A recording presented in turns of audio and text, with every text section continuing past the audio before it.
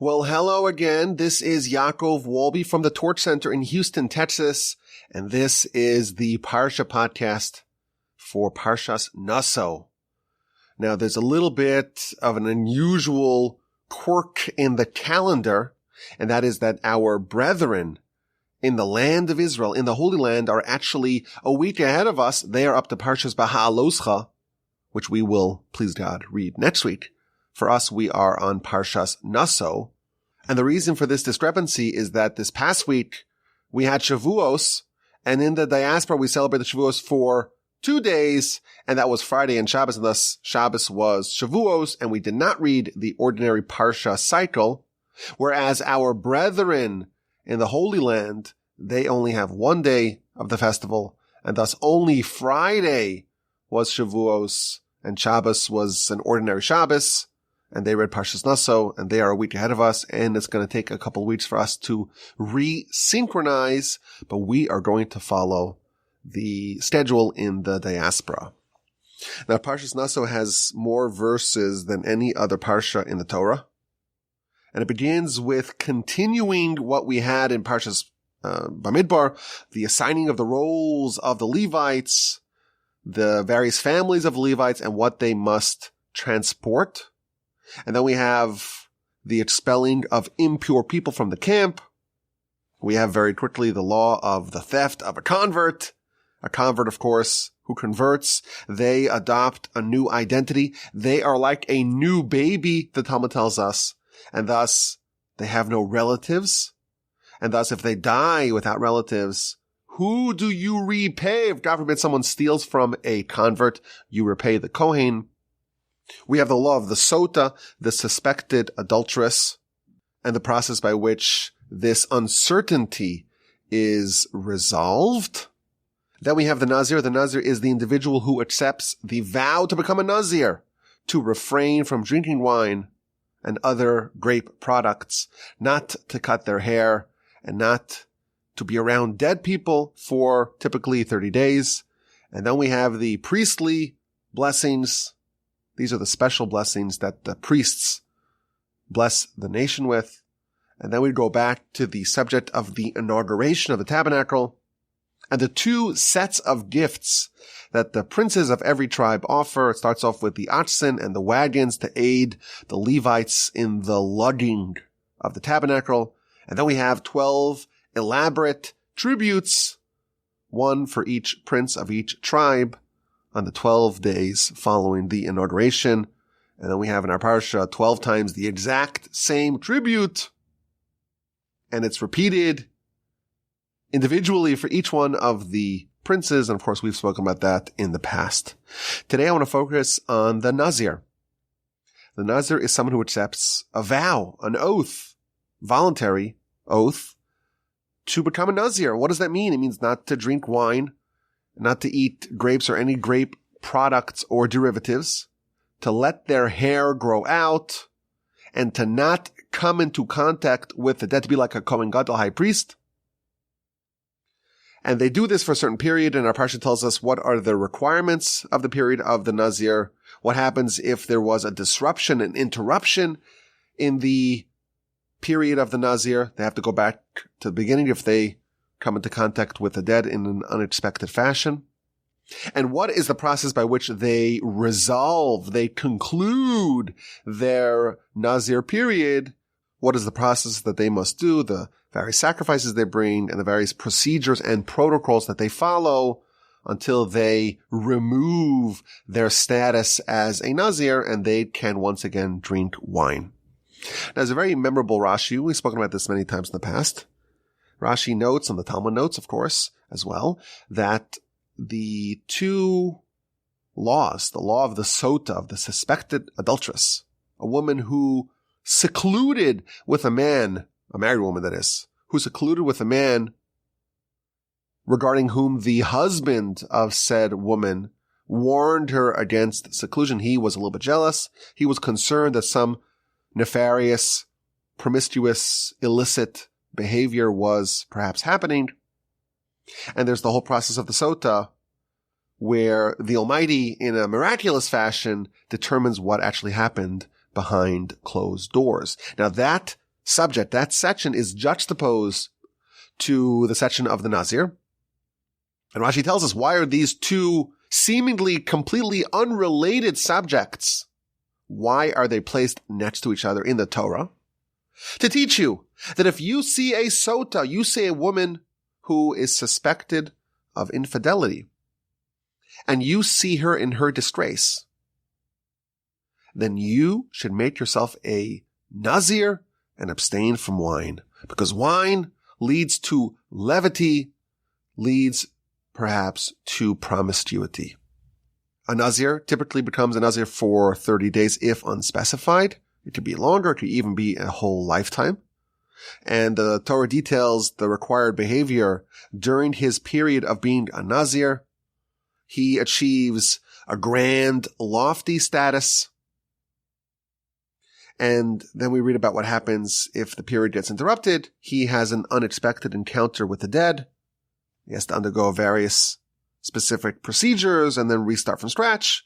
And then what happens when he successfully completes his Nazir period? He has to undergo a whole process to end the Nazirhood, and he gets reintroduced to ordinary life, hopefully maintaining some of what he earned, and how thenceforth he can resume drinking wine. Now today, it is very inadvisable to accept such a vow to become a Nazir. And the reason is, if a person says, behold, I am accepting the vow of a Nazir, they become a Nazir, and all the laws governing the Nazir apply to them. But because we have no way to resolve the Nazir period, there's no temple and sacrifices, a person can become a Nazir, but until the temple is rebuilt, please God, there is no way to end the Nazir period, and they must remain so until the temple is rebuilt, and they can do the process outlined in our Parsha to end a Nazir period. Now, when we study this section of the Nazir deeply, I think we discover some amazing insights.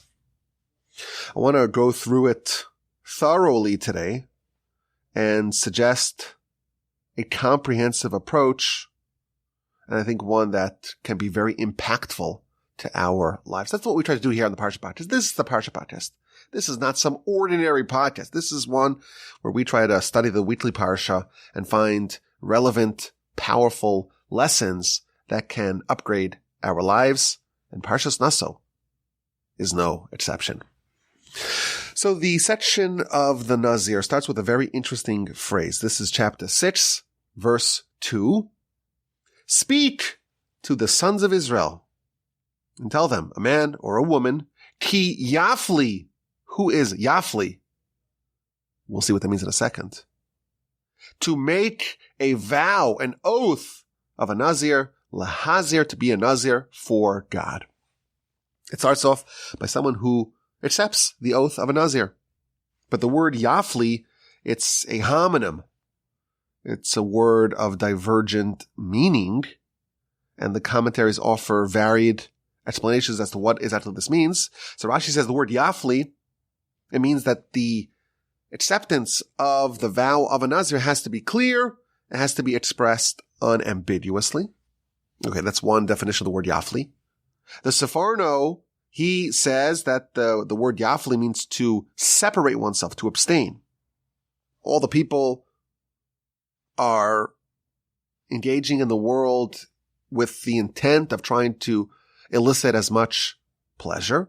And this person is saying, I want to abstain. I want to opt out of the pursuit of physical pleasure.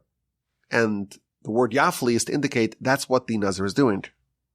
Now, the Ibn Ezra, he has a very famous idea. He says the word yafli is from the word pella, which means something wondrous. And he interprets the verse as saying that someone who does something so wondrous, because the whole world is going in a different way. Everyone is zigging and they are zagging. The whole world is following their temptations, their desires, their lusts. The word pella means a wonder. And it's so shocking. It's such a surprising thing to see someone go on a different path and abstain from physical pleasures. That's a third interpretation as to the word yafli. And I found a fourth one from the Hamadavar. He says the word yafli, it indicates that this is something that happens or that should happen under extraordinary circumstances. There has to be something which is completely unusual that could warrant such a decision, either because of the time or for some other reason the person feels like he has to do something very radical, very bold and different, and that's why they accept the vow of a Nazir. So what happens? The person accepts the vow, and they are now a Nazir. And the Torah outlines the behavior of the Nazir for the duration of the Nazir period. And again, if it's unspecified, it's 30 days, it's a month. But if the person says, I'm a Nazir for 6 months or 18 months or 6 years for that matter, that is the duration that they must remain under the standing of a Nazir. And they cannot drink any wine or anything that is a grape derivative. And they cannot cut their hair. They have to let their hair grow wild. And they cannot come into contact with the dead. And we know we've seen this already in the past, that the Kohanim, the priests, they are restricted from going to funerals or really being in the same environment as the dead. But there are differences. The ordinary priest, there are 7 exceptions: father, mother, sister, brother, son, daughter, and wife. These are the 6 exceptions that the person can, the ordinary Kohen can become impure. The Nazir, he temporarily gets the status of the high priest, and there is no one, no relative, even very close relatives, regarding whom they can participate in their funeral. Now you'll notice in verses 3 through 8 of chapter 6, again and again it reinforces the idea that the Nazir is holy to God.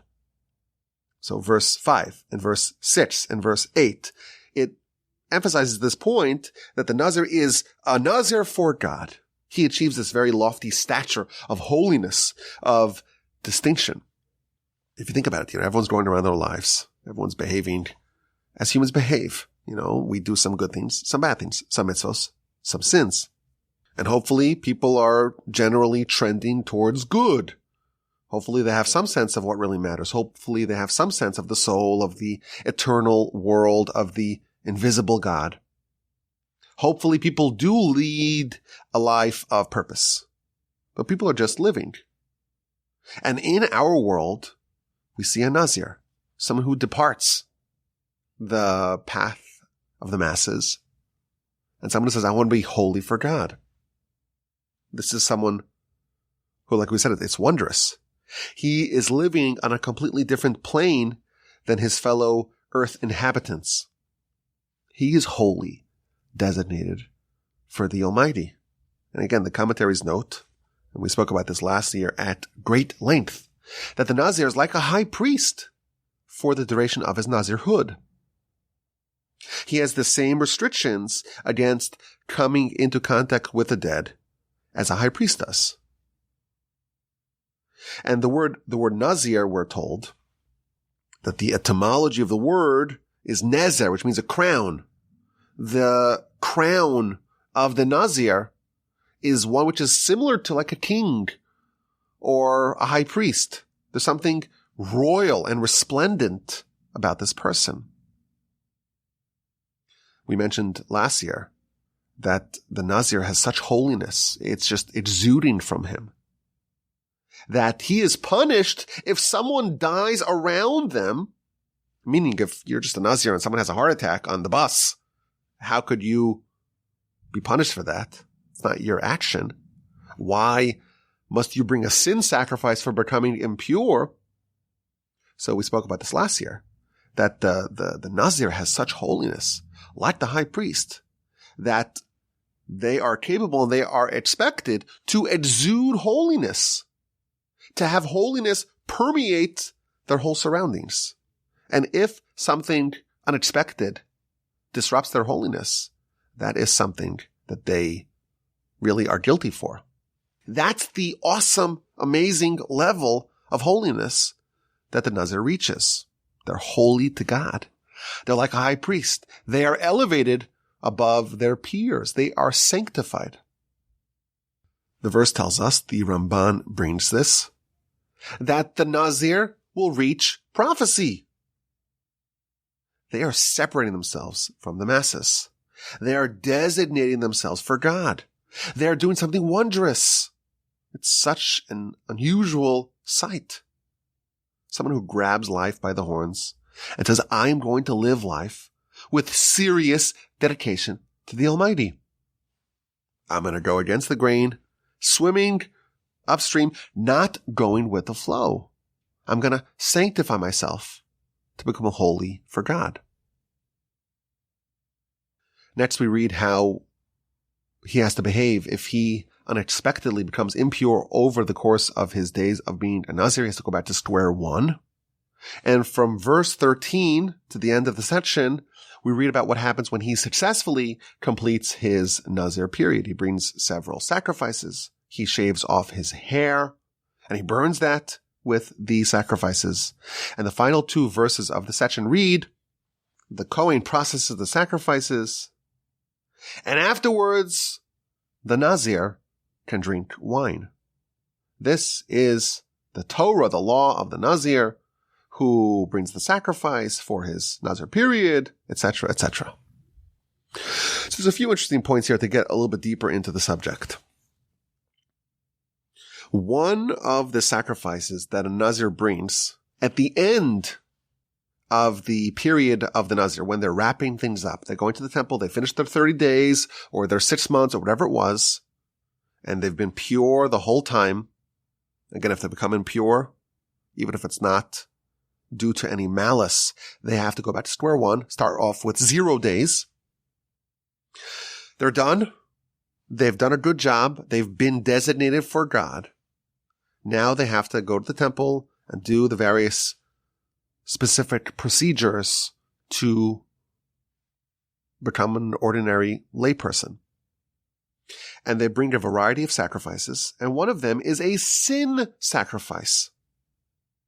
And everyone's trying to figure out what sin the Nazir committed.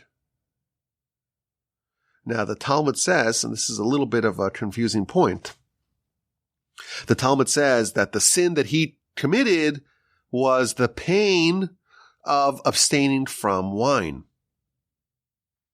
The Nazir engaged in unrequired abstinence. God created wine, and he created it for us to enjoy. And it's a sin to abstain. And you know what? Maybe it was appropriate given the extraordinary circumstances, but it's a sin nonetheless. That's what the Talmud says. Now, the Ramban doesn't like this, and this is where the little bit of the inside baseball comes. Because when the Torah talks about the Nazir who unexpectedly became impure, then it talks about the sin sacrifice they have to bring. And regarding that sin sacrifice, the Talmud says that the sin is that they pained themselves from wine. The Ramban seems to understand that the Talmud is only talking about, when it talks about the sin sacrifice, and the reason why you have to have a sin sacrifice, it's because you pained yourself from wine. The Ramban seems to understand that that is only for the sin sacrifice that the Nazir brings if their Nazir period becomes interrupted. But what about if they haven't interrupted their Nazir period? They were perfect. They still have to bring a sin sacrifice. Why, asks the Ramban. Why, if someone completes their Nazir period and they had no blunders and there were no interruptions and nothing unexpected happened, they did the 30 days or the 6 months, whatever it was, they did it and they did it perfectly. Why must they bring a sin sacrifice? So the Ramban gives a new answer. The sin is the fact that they are ending their Nazir period. This person, he became a Nazir. He achieved the crown of a Nazir. And he was holy, and he was elevated, and he had dedicated himself to God. And it's fitting, it's appropriate for that to endure forever. You reached the pinnacle, and now you're going to go off the pinnacle?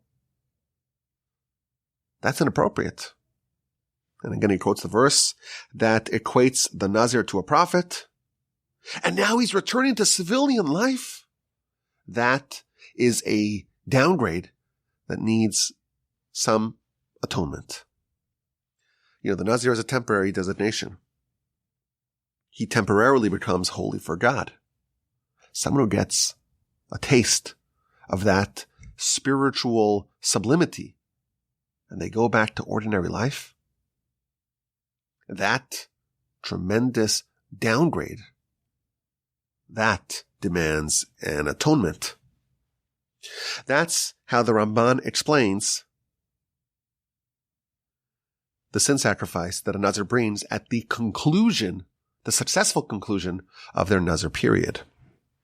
But this, of course, raises an interesting question. The period of the Nazir, it sounds like it's an ideal state, like a prophet, like a high priest, so elevated, designated for God. It's so rare, it's so wondrous. But still, it's designed to be temporary. Now, it is true that there is a permanent designation like Samson, but the typical Nazir, it's a temporary standing. And in fact, the verse tells us at the very end of the section that afterwards the Nazir goes and drinks wine. So it kind of raises a fundamental question on the whole subject of the Nazir. We saw that the reason why the Nazir is next to the Sota is because the Nazir, why would someone accept the vow of a Nazir? Because you realize how dangerous wine is. It could lead to levity and a degree of recklessness and permissiveness, and it could lead to promiscuity. It's dangerous. So the person accepts the vow of the Nazir, and then they just go back, and they start drinking wine again. What have you solved? You're taking a temporary break from wine and all that it can potentially lead you to, and then you go right back. The whole reason why you become a Nazir in the first place is because of the potentially catastrophically harmful places that wine can bring you to. Wine's dangerous. Look at this Sota. And you made the heroic, the rare and wondrous decision to abstain from it, to become holy for God. Why is this designed to be temporary? Why must this end? And why does the Torah emphasize now the Nazir goes back to drinking wine? So I want to suggest an approach, and this is based upon some of the great commentators on this subject. But we're going to give it our own little flavor, as we like to do here on the Parsha podcast. And I'm going to start by saying something controversial, maybe a little dangerous.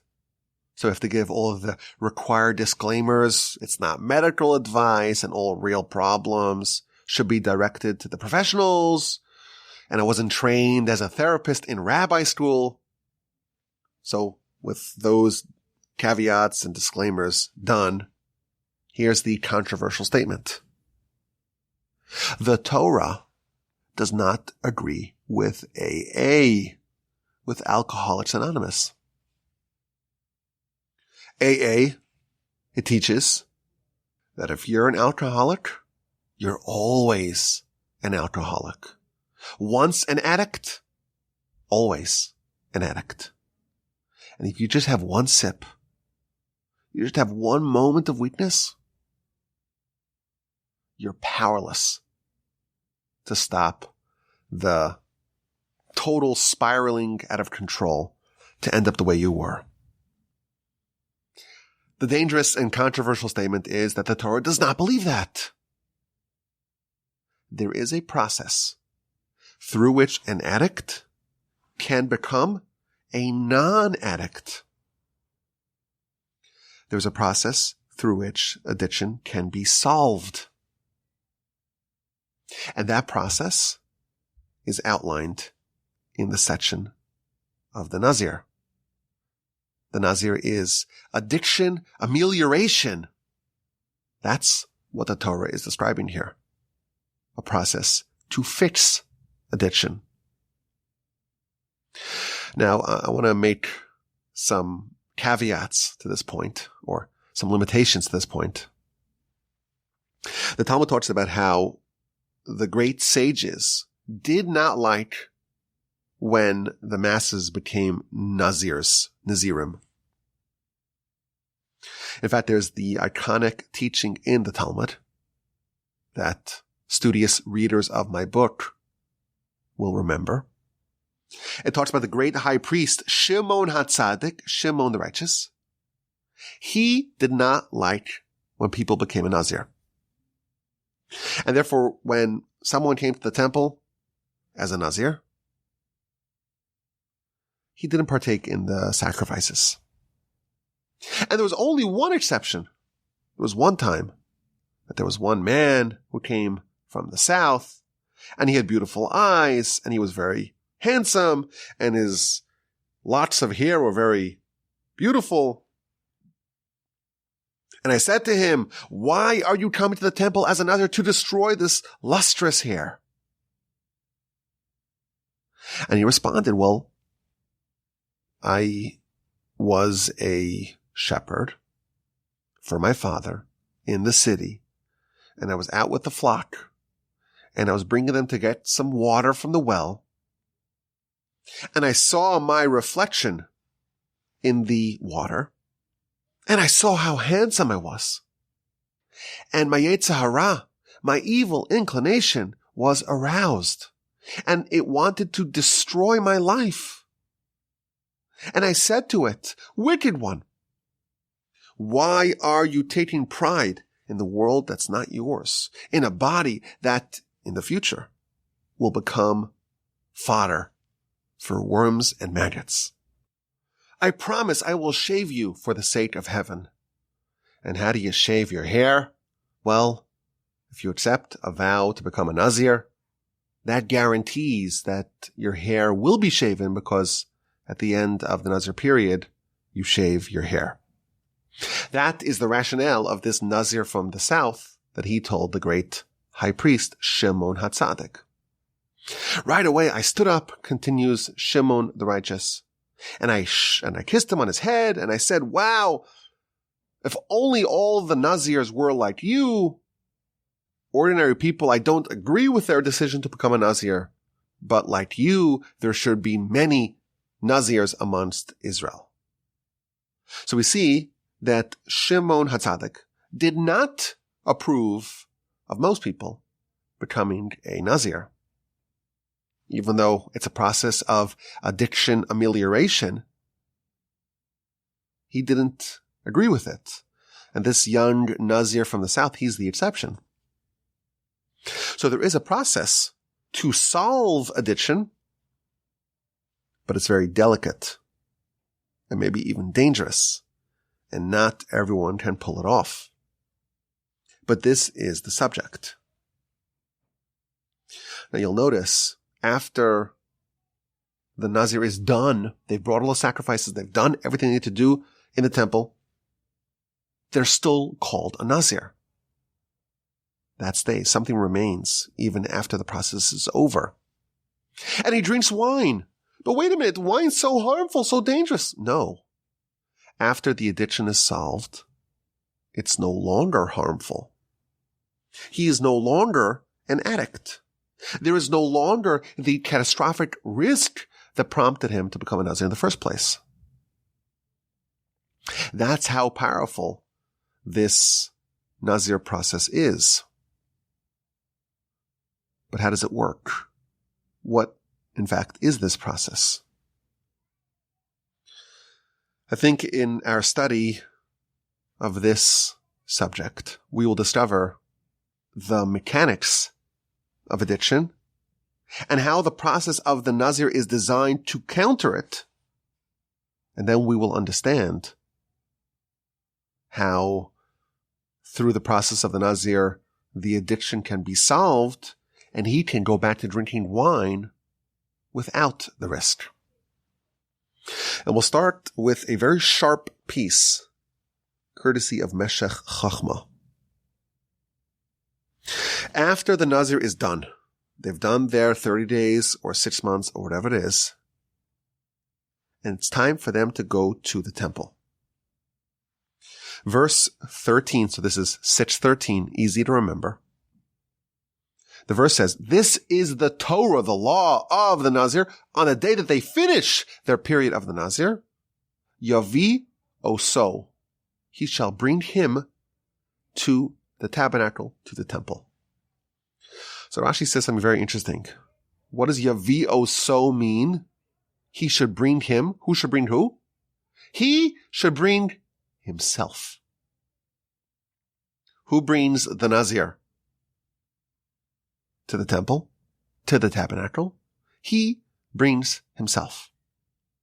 It's a very unusual use of words. When you go somewhere, we don't typically say that you bring yourself. You just go. So the Torah could have said simply, when he finishes his period of being a Nazir, he comes to the temple. You could say he was brought by others, but that's not what it says. He is brought by himself. What does that even mean? Says the Meshech Chochmah, listen to this. The process of the Nazir is a process of getting outside of yourself. Addiction is when your desires become intermingled with you.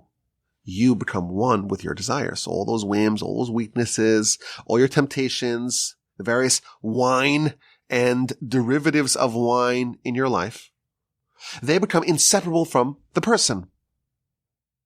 And that's the dependency. That's the addiction.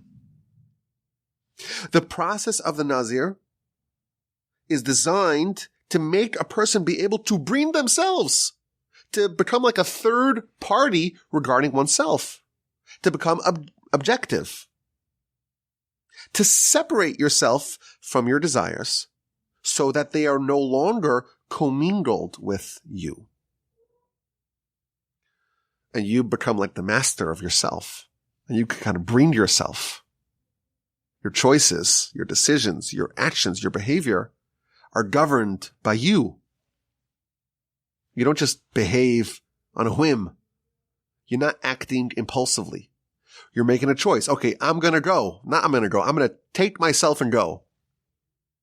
You've created separation between you and your impulses and your instincts and your desires and your weaknesses and all the other things in life that used to dominate you.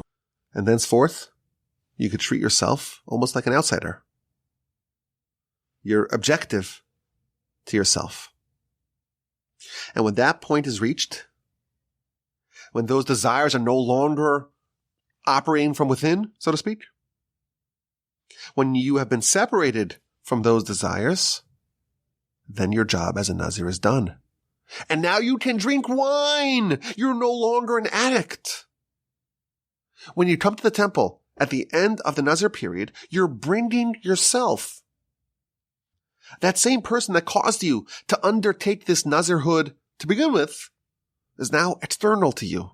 And you could lead him, so to speak. Now, you're no longer an addict. Now, with this principle, Meshech Chochmah answers another question about the Nazir. You know, it's kind of odd that the length of time needed to be a Nazir is not predetermined. Why not have a prescribed length? So he explains, if the objective of the Nazir is to overcome addiction and pettiness, to overcome the Yetzer Hara, to become holy for God, of course, the canonical example is the episode of the Nazir from the south. Well, how long must this period last for? It's highly variable. Everyone has various degrees of addiction. Everyone has various degrees of entanglement with their desires. For some people, they'll need just a month. Some may need much longer. And therefore, there is no prescribed length. And how do you know that you're done? What's the right amount of time? You have to calculate how long will it take for me to remove myself entirely from those desires and to disentangle myself from them to become no longer a pawn of the Yetzer Hara, to no longer be at the whims of my desires, to no longer be beshackled to those desires, to regain control, well, you have to make that decision to know how long you have to be a Nazir for. That's the end state of the Nazir. The end state is that you have retaken control and you're calling the shots. You don't do anything just because that's what you do, but without thinking. Everything is calculated. Even when you go someplace, you're taking yourself, you're bringing yourself. It's a decision made from the governing element of your life. We call that the soul, of course. The soul now is in charge.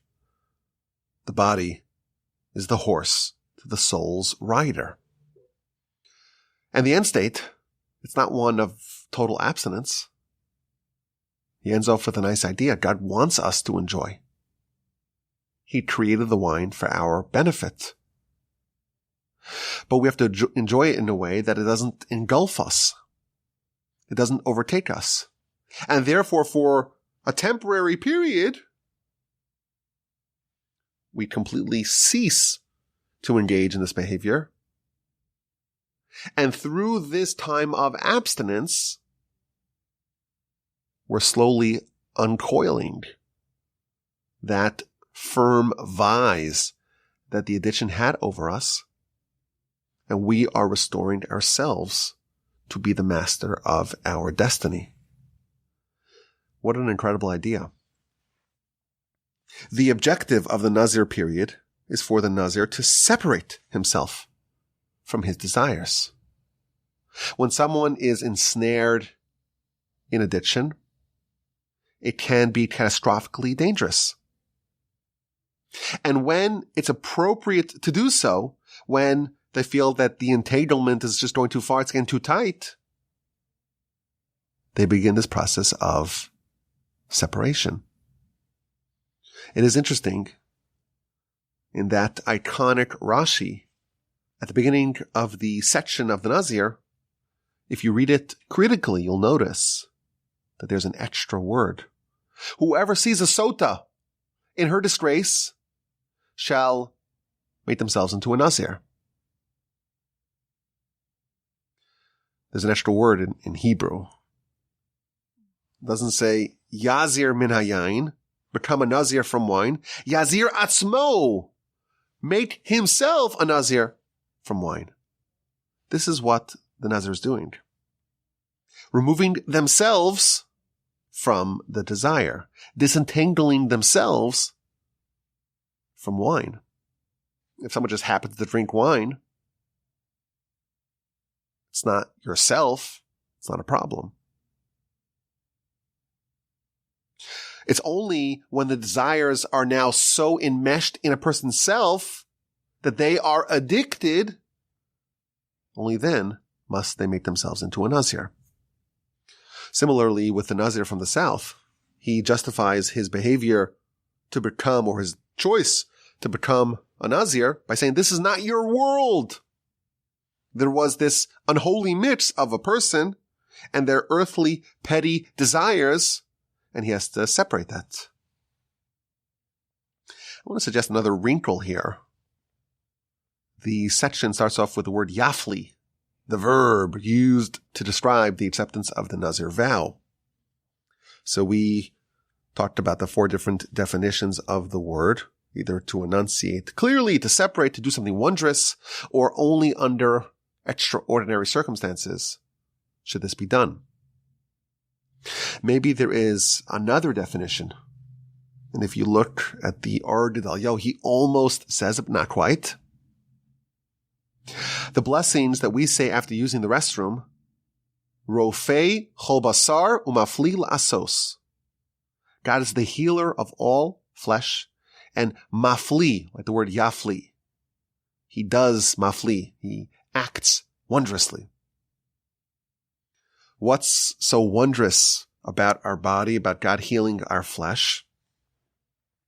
So the Ramah, of course, the co-author of the Shulchan Aruch, he says something very interesting. He says the wonder that's being mentioned over here in this blessing is the fact that God wondrously unites body and soul within a person.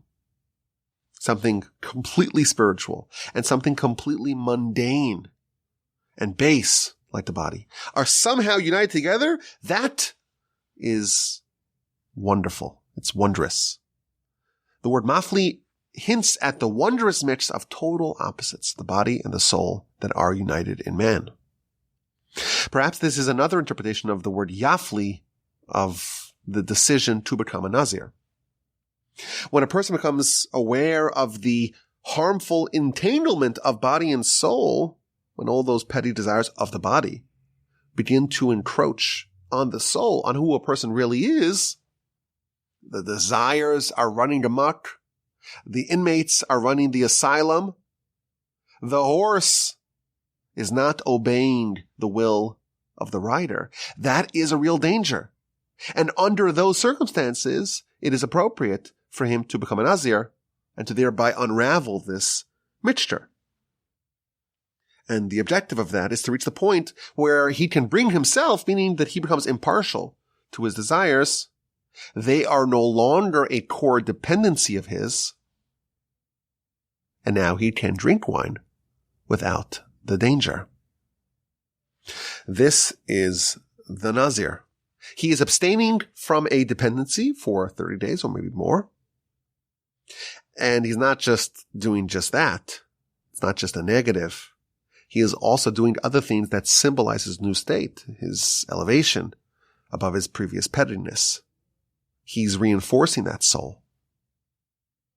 He's not just creating a vacuum. He's filling that vacuum to be holy for God. And when he's done, when he becomes the master over himself, when the tail is no longer wagging the dog, when the horse is now obeying the rider, then he can bring himself to the temple and end his Nazir period, and he can resume drinking wine. Again, this is something that God created, and he did it for our enjoyment. It's only dangerous when the wine takes over. He didn't go to AA. He went to NA, to Nazirs Anonymous. And he found a way, the Torah provides a way, to defeat the addiction. And now he can resume drinking wine as a non-addict.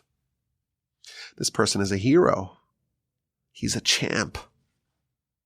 If someone who begins such a process is wondrous, how incredibly impressive is it to actually complete it? He overcame this addiction.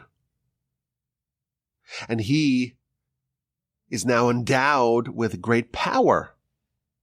There are some great benefits of being a Nazir. This is a little bit of a subtle idea. But someone who succeeds in doing what the Nazir did, they are capable of miracles. There's a principle that a miracle hinges on a vessel for that miracle. Call it a miracle worker.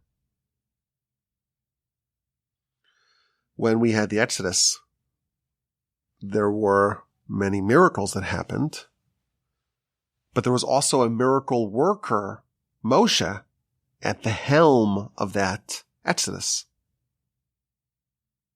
And we find something that's almost essential to who Moshe was.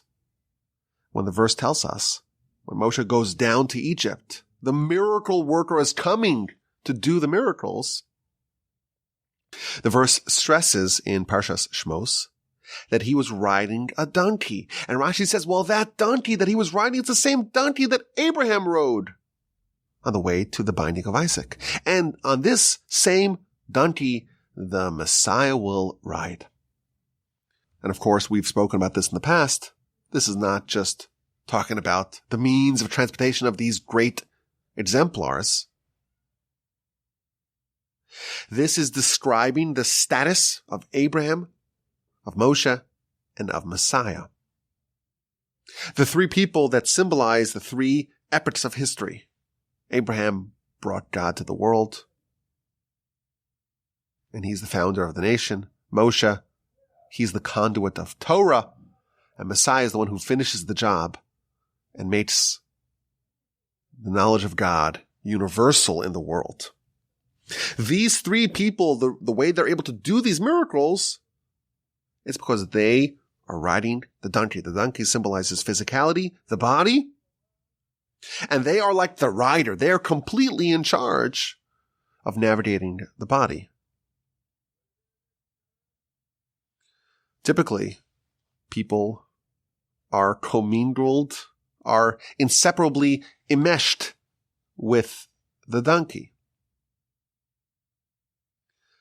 The Nazir becomes like Abraham, Moshe, and Messiah. They lead themselves. They are riding the donkey. They're completely in charge of their lives. And just as Abraham, Moshe, and Messiah became capable of doing miracles, a Nazir who goes through this process is also capable of miracles. Similarly, Joseph, and again, we spoke about this in the past, the sea saw Joseph, the bones of Joseph, and that's why it split. Why did the sea split? The Midrash tells us, because Joseph, he overcame his temptations with Mrs. Potiphar. And as a result of that, the sea fled when it saw his bones. Again, a miracle has to have a miracle worker. And the reason for this is that when someone overcomes their nature, when someone overcomes their temptation, when someone becomes a ruler, a master over their donkey, they are given the power to overcome and override nature. By definition, a miracle is something which is nature suspending. Only someone who has a donkey riding upon them, only someone who is subject to nature is incapable of doing nature suspending miracles. We have a soul. The soul is much more powerful than angels. It's much more powerful than nature as well. The only reason why nature suspending miracles are not an everyday occurrence. Think about it. The soul should be dominating the physical world. So why aren't miracles commonplace? The answer is because most people are not souls. Their souls are commingled with all their desires. Only a person who is riding the donkey, who has complete control over their physicality, their nature, only they can be a master over nature and do a miracle. Only once the person is riding the donkey and they are no longer commingled, intermingled, helplessly entangled with their physicality, only when the Nazir is leading himself to the temple, only when the person has dissociated themselves from what had previously maintained a fierce vise over them, only once they're independent, and the soul's free to operate, absent any elements dragging it down, only under those conditions can miracles happen. The Talmud tells us, the book of Kiddushin on page 40a, listen to this. If someone overcomes a temptation of promiscuity, a miracle will happen to them. It wasn't always obvious to me what the connection is. What's the connection between overcoming a temptation for promiscuity? What's the connection between that and having a miracle done for them. Now we know the answer. If someone overcomes a temptation for promiscuity, that's a sign that they are in charge. They are riding the donkey. The temptation is not in charge. And therefore, this person is now a vessel for miracles. It's a pretty big deal to graduate from Nazirs Anonymous.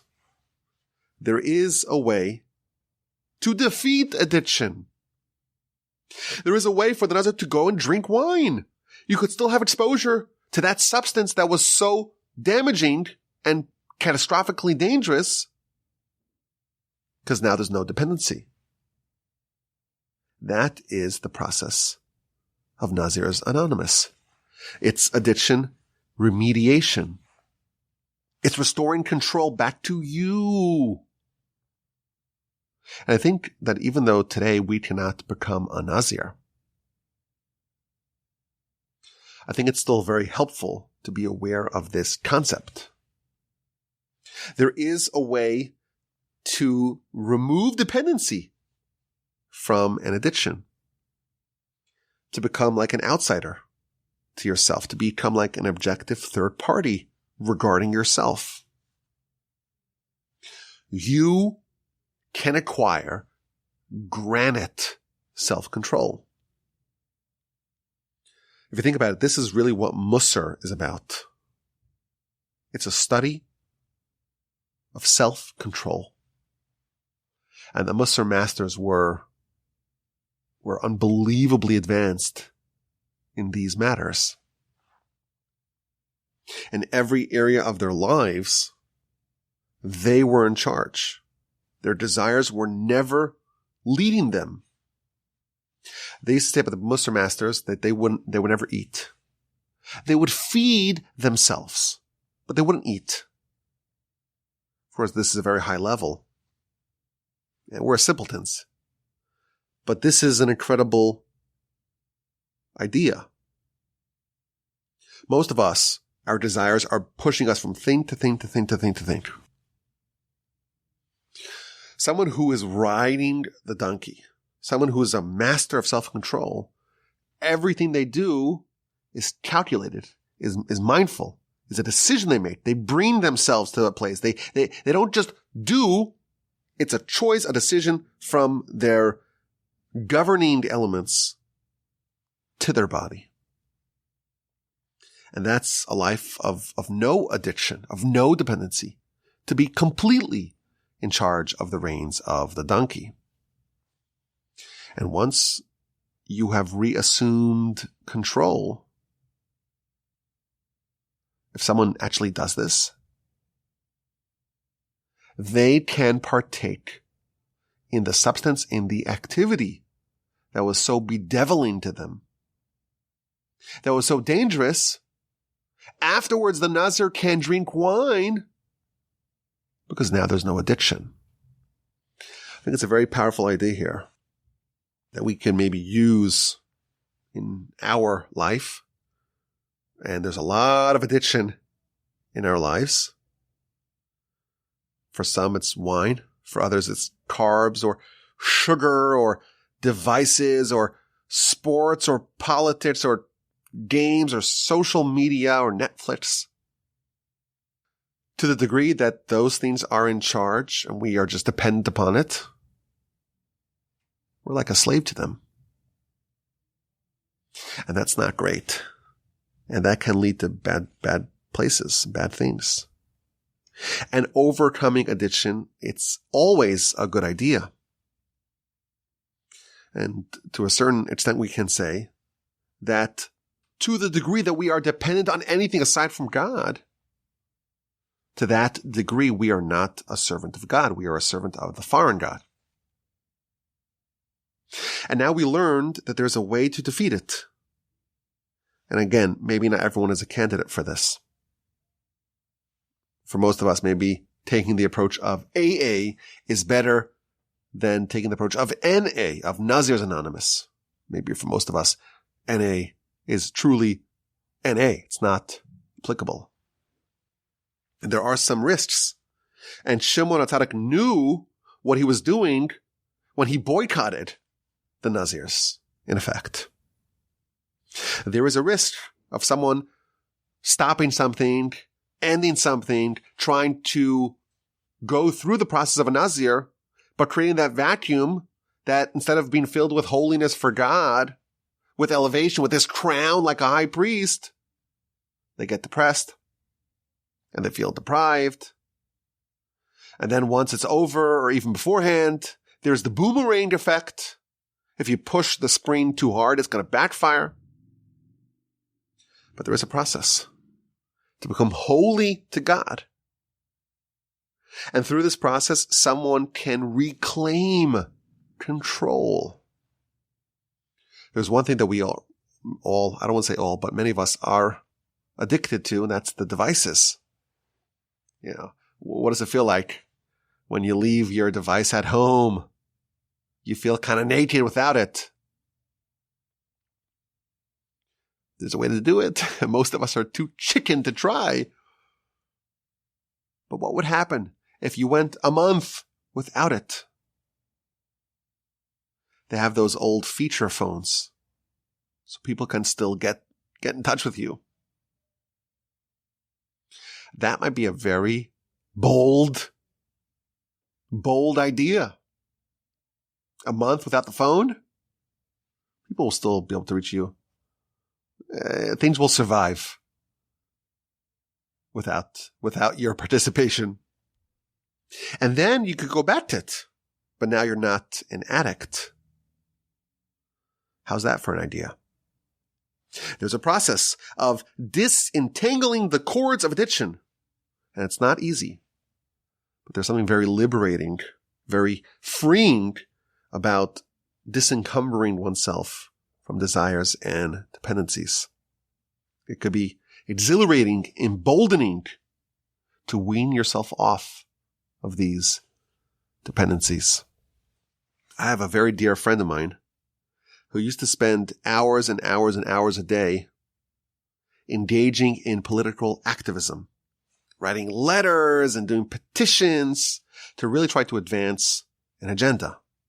And of course, politics is all futility.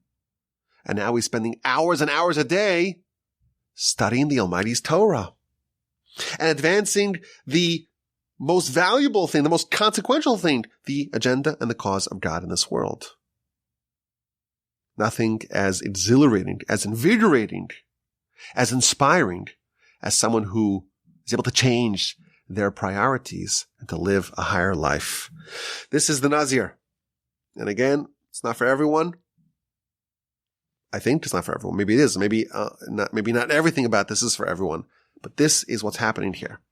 The Nazir is removing themselves from what they were addicted to and doing it in a way that they can change and they can remain a Nazir afterwards and drink wine without any of the harmful side effects that come along with it. Very powerful idea, very dangerous idea, as we acknowledged, but I think one that can very meaningfully improve our lives. We'd like to end off the Parsha podcast with a question.